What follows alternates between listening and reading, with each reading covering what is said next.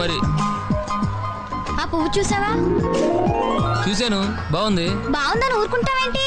ఏం చేయాలి? వెళ్ళి తీసుకురావాలి. ఎవరికి? నీకా? కాదు, అక్కకి. అమ్మా, నువ్వు పువ్వే చూస్తున్నావు, నేను ఆ చెట్టుని చూస్తున్నాను.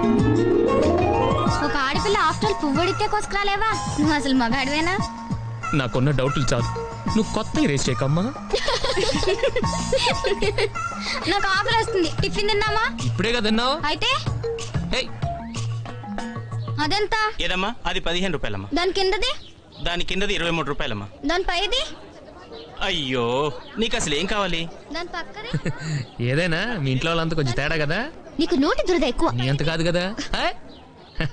మళ్ళీ ఆడతావా? పులుసు పులుసు అట తెలుసా? తెలుసు. నేను ఇలా పులుసు పోస్తా ఉంటాను, నువ్వు కొట్టాలి. కొట్టు కొట్టు.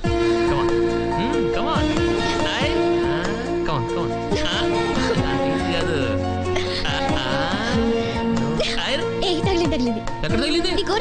అబద్ధాలు చెప్పకమ్మా, ఆడపిల్లలు పడతారు. నిజాలు చెప్పి ఇలాంటి మగ పిల్లని కనే కంటే వాళ్ళే బెటర్. సరే, ఇప్పుడేమంటావు? తగిలిందంటాను. పొగరు. సరే, ఈసారి నువ్వు పులిసిపోయి.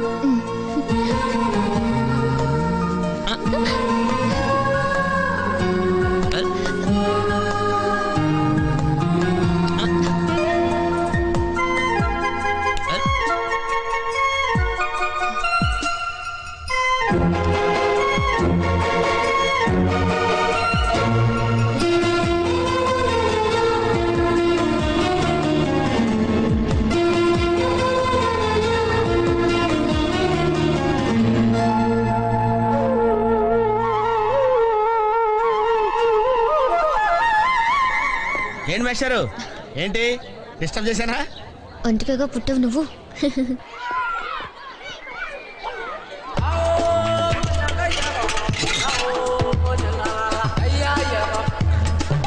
టికెట్ ఇది?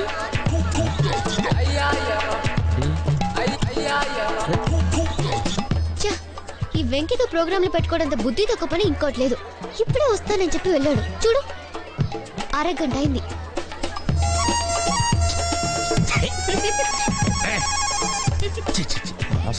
ఎక్స్క్యూజ్ మీ సార్, రండి సార్.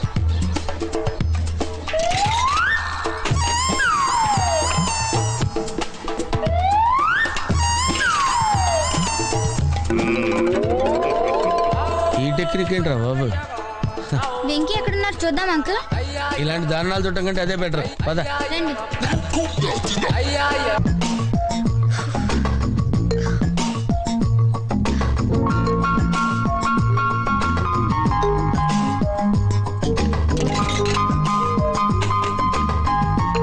ఎంత?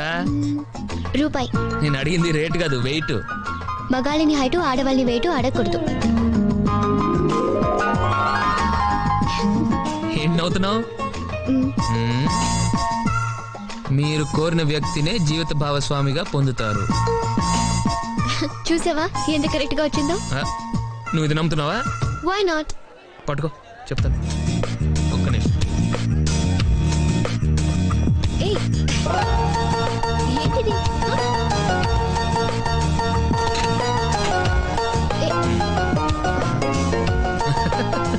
ఏంటి? చదువు చదువు. మీరు జీవితంలో అత్యున్నత స్థాయికి ఎదుగుతారు. ఇది చాలా ఎత్తుకి ఎదిగింది. అంకుల్, 16th మా అక్క మ్యారేజ్, తప్పకుండా రావాలి. తప్పకుండా వస్తానమ్మా. ఏంటిది? ఈ విజిటింగ్ కార్డ్, వెడ్డింగ్ కార్డ్ అనుకోండి. అలాగే. అమ్మా జాగ్రత్తమ్మా. రోడ్డు మీద నడిచేటప్పుడు చాలా జాగ్రత్తగా ఉండాలి. వెనక ముందు కింద పైన చూసుకుని నడవాలి. ఈ రోజుల్లో ట్రాఫిక్ ఎంత విపరీతంగా ఉంది. నేను చూడు, రోడ్డు మీద నడిచేటప్పుడు అడుగు ముందుకు వేయాలంటే 10 సార్లు వెనక ముందు ఆలోచించుకుని మరీ వేస్తాను.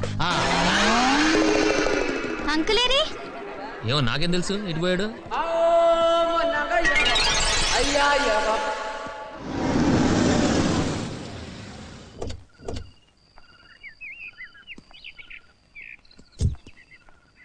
Good night Venky. నందు,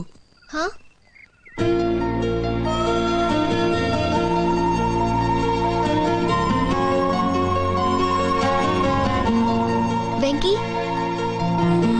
గుడ్ నైట్.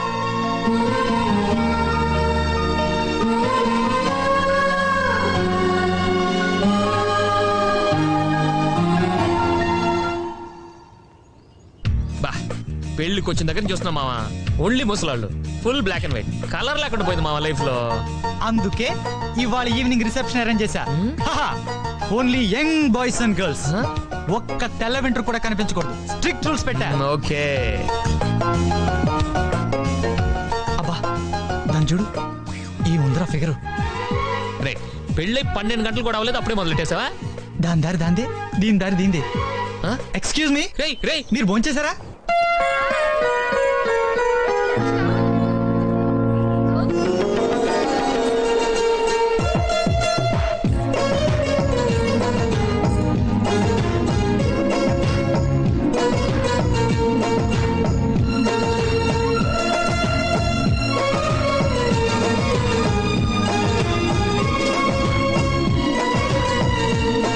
మా 4 కూల్ డ్రింకులు తెప్పించాను, ఆ. చెరో 2.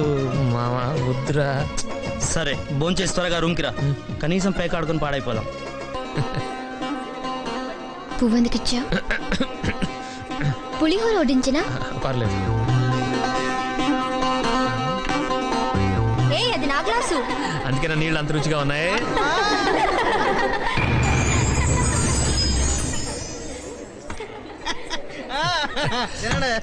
ఈసారి మారదులే.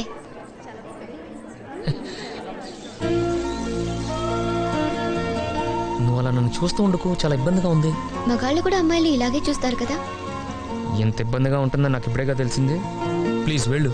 నాప్కిన్ ఇచ్చేసి వెళ్తాను. అక్కడ పెట్టేసి వెళ్ళు, నేను తీసుకుంటా కదా. పర్లేదు. అయిపోయిందిగా, ఇక వెళ్ళు. పువ్వెందుకిచ్చా? చెప్పు, ఎందుకిచ్చావు? బుద్ధి లేక ఏదో బాగుందన్నావు, ఇస్తే హ్యాపీగా ఫీల్ అవుతాను ఇచ్చాను. సరే ఇప్పుడు ఇవ్వనులే.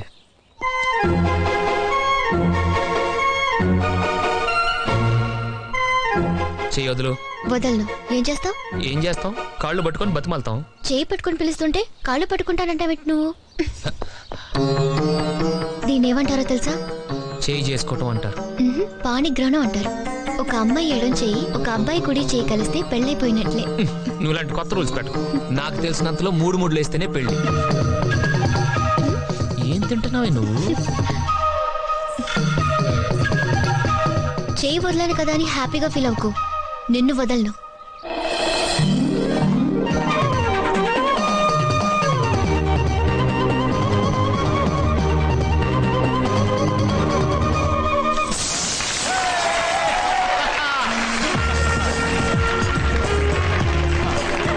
Okay, thank you friends. Cigarette మానేసేటప్పుడు 10 మందికి చెప్పి మానేమంటారు. ఎందుకంటే ఆ తర్వాత మళ్ళీ ఎప్పుడైనా కాల్చాలనిపించినా అందరి ముందు మాట తప్పినట్టుంటుందని భయపడి సిగ్గుపడి కాల్చకుండా ఉంటామని. అలాగే పెళ్లి చేసుకునేటప్పుడు కూడా 10 మందిని పిలిచి చేసుకుంటారు. కార్లు గట్రా కొట్టిస్తారు, ఫోటోలు వీడియోలు తీస్తారు. ఎందుకంటే ఫ్యూచర్లో ఎప్పుడైనా పెళ్ళాన్ని వదిలేద్దామని టెంప్ట్ అయినా వీళ్ళందరి ముందు విలన్ అవడం ఇష్టం లేక తప్పక మనసొప్పక కాపురం చేస్తామని. డియర్ ఫ్రెండ్స్, ఇలా పళ్ళతోటి కళ్ళతోటి విప్లవాన్ని ఆపలేరు. అందుకే నా వారసుడిగా వెంకీని ప్రకటిస్తున్నాను. Venky, you take over. Come. Okay okay, thank you. నేను ఇప్పుడు మోహన్ గురించి కొంచెం మాట్లాడతాను. కొంచెం అని ఎందుకన్నానంటే అతని గురించి మంచి ఎక్కువ చెప్పలేం కాబట్టి. రే జస్ట్ జోకింగ్. నాకు ఇన్నాళ్ళు అభిప్రాయం ఉండేది, పెద్దవాళ్ళు చేసే పెళ్లిలో ప్రేమ అనేది ఉండదని. పెళ్లి కొడుకు జీలకర్ర బెల్లం పెట్టమ్మా అంటే జేబులో పెట్టాలా చేతిలో పెట్టాలని అడిగేంత అమాయకురాలు ఆశ. అరుంధతి కనిపించిందా బాబు అంటే ఏ చీర కట్టుకున్న అమ్మాయిని అడిగేంత దుర్మార్గుడు వీడు. వీళ్ళిద్దరూ జీవితాంతం ఎలా కలిసి ఉంటారా అనిపించింది నాకు. కానీ ఇప్పుడు నా అభిప్రాయం తప్పు అనిపిస్తుంది. ఎందుకంటే పెళ్ళి 24 గంటలు కాలేదు, already they are in love.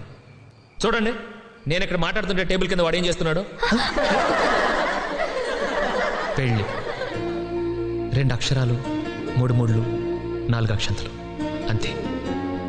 కానీ అందులో ఏదో పవర్ ఉంది, ఏదో మ్యాజిక్ ఉంది, ఏదో లెక్క ఉంది, ఎక్కడెక్కడ వాళ్ళలో కలుపుతుంది. That is marriage. మనం ఎన్నో అనుకుంటాం, అన్నీ మన కంట్రోల్లో ఉంటాయని నమ్ముతాం. ఒక మనిషిని చూస్తాం, ఇష్టపడతాం, ప్రేమిస్తాం, కలిసి ఉందాం అనుకుంటాం. కానీ ఒక్కొక్కసారి కుదరపోవచ్చు, అందుకని బతకడమే మానేయలేముగా. అసలు మనం ఎవరితో కలిసి ఉంటామో మన చేతుల్లో లేదు. మనం కోరుకునే వాళ్ళతో ఉండొచ్చు, మనల్ని కోరుకునే వాళ్ళతో ఉండొచ్చు, అసలు ఏ కోరిక లేకుండానూ బతకొచ్చు. అంతెందుకు, మన అమ్మ నాన్నలు మనం సెలెక్ట్ చేసుకోగలమా? నేను ఎన్టీఆర్ మనోడుగా పుట్టాలి, అమితాబ్ బచ్చన్ అల్లుడుగా పుట్టాలని మనం కోరుకోలేం కదా.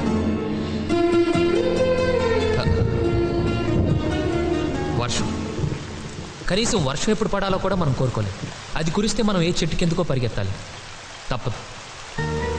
So life is a compromise. జీవితం ఒక రాజీ. మొత్తం జీవితమే కాంప్రమైజ్ అయినప్పుడు అందులో పెళ్ళి అనే విషయంలో మాత్రం కాంప్రమైజ్ అవ్వను, ఫలానా వాళ్ళని చేసుకుంటానడం కుదరదు కదా. మనకి కావాలనుకున్న వాళ్ళు దొరకనప్పుడు